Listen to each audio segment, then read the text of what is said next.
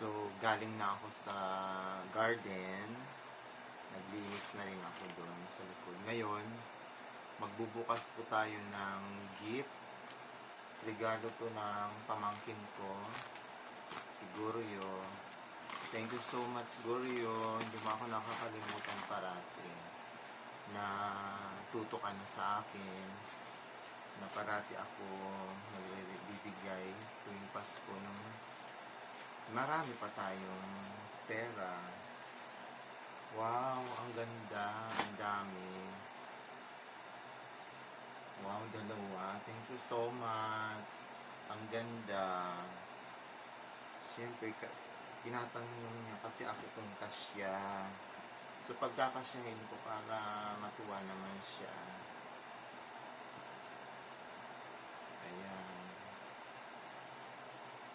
Ayan, kasyang-kasya. Thank you so much. Gustong gusto ko to. Ang galing. So, alam niya talaga yung mga gusto kong color. Gusto kong mga lang, printed lang talaga. Mga lang siya. Simple lang. Smile, radiant, resplendent. Saan kaya niya ito binili? Kagaling naman. Okay. Well, baka sa factory siya, no? Anyway, thank you so much for the gift. Gaano man, di man gaano yan kamahal, basta bigay sa akin. Paborito ko yan. Manpenity. Ang ganda. Okay.